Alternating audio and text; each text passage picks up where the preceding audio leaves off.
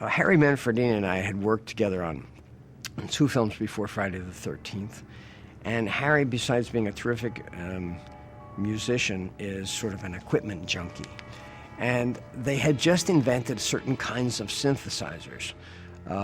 And we were working on the music in New Jersey, and it was one of those things you could do, like echo reverbs and things like that. You can buy them now at Kmart for, $29.95, but it was a really big deal kind of piece of equipment. And he was fooling around with this sense of, and then it would just sort of repeat and making different sounds, and he finally came up with his signature sound, which then went through this electronic process, which, as I say now, is really easy and it's a cliche, but it just hadn't occurred before, and Harry just, again, he got it right, and it was just one of those things that worked so well. Oh, my sweet, innocent Jason, my only child. Jason.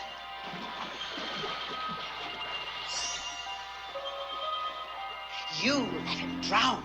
You never paid any attention. Look what you did to him. Look what you did to him.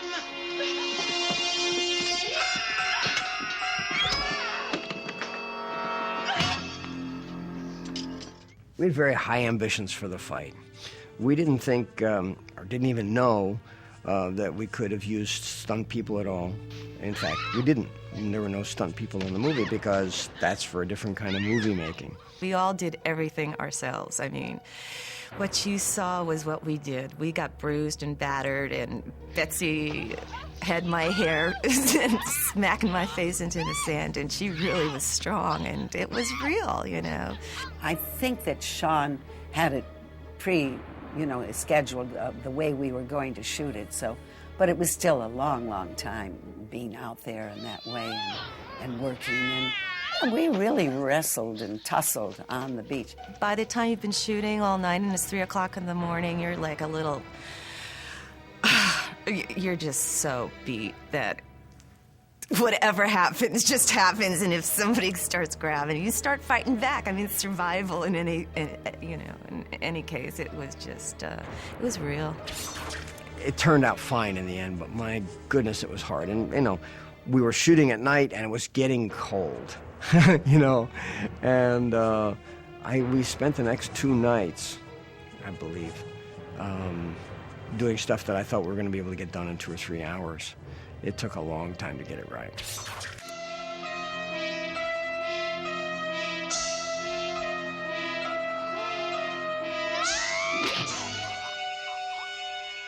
At the very end of the movie, we had revealed that the murderer was Betsy Palmer and that she had been vanquished. And now what we were looking for is one extra bump, one extra twist. And how could we do it? How could we make it work? And out of that came the notion of Jason jumping out of the lake.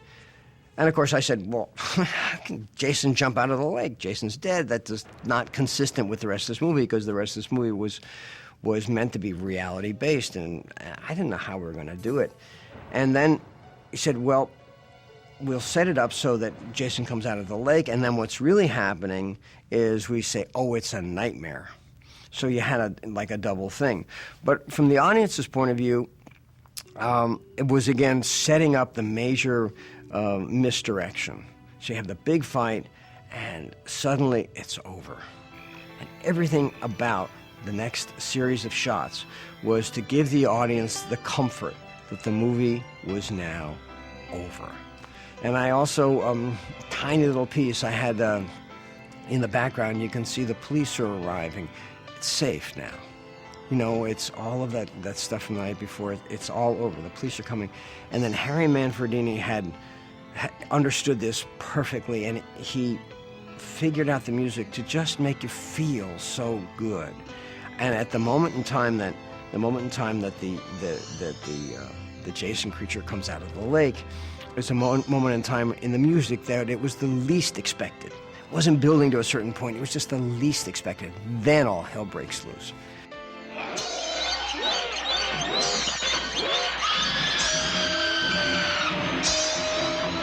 It wasn't tough.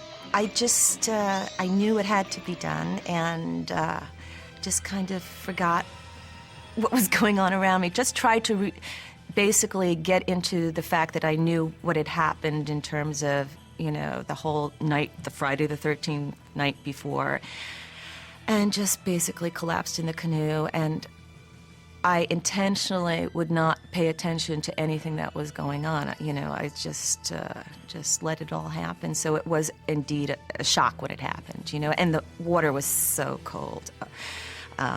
We did not have the forethought or the budget for wetsuits, you know, so it was basically my torn clothing and freezing cold water. I was happy to get in the water. Everybody asked me, wasn't it cold? And yeah, it was cold, but as a kid, I lived near the Connecticut shore. I loved to swim. So I think, Sean knew that. So we would do that, and, you know, we would talk about how we're going to do it. Barry Abrams also has to be mentioned, because him and Tom and Sean would all work together. He was the director of photography.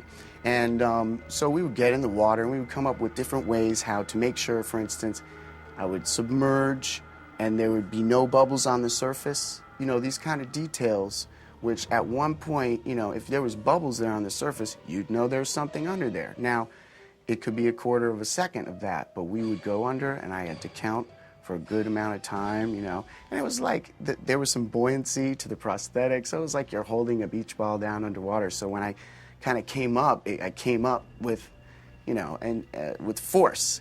And of course, the way that they did the shot, it looks like Adrian's out there in the middle of the lake, and it looks like she's in 30 feet of water. Okay, so but then Barry framed it in such a way so all you can see is the water, and you know we waited, as I said, for it to calm, and then I come up out, so it, you know, the illusion is created. I think you know, masterfully. But although it was just a moment, but we scared you, didn't we? It's important to know that. No, we were trying to make what would be called a potboiler or a little movie that, you know, little movies with no stars didn't open nationally. They didn't do the kind of business that Friday the 13th did. There was just no precedent for it. And so we happened to be at the right time, at the right place, and we were very, very lucky. I've done a lot of stage work where the reward is right there, applause, laughter, screaming.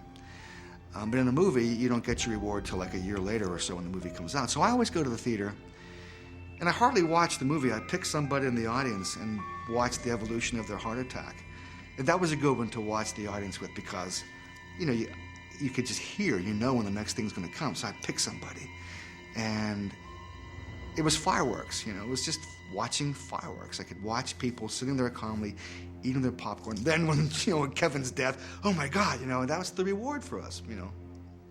That was a very rewarding film, in other words. I was amazed at how successful it became. The first night when we had the opening, and it was a small opening, it wasn't any kind of glitzy thing at all, but it was opened on Broadway at the Lowe's, I think it was, which is a huge theater, and it was packed. And before the showing was over, there was a line around the corner.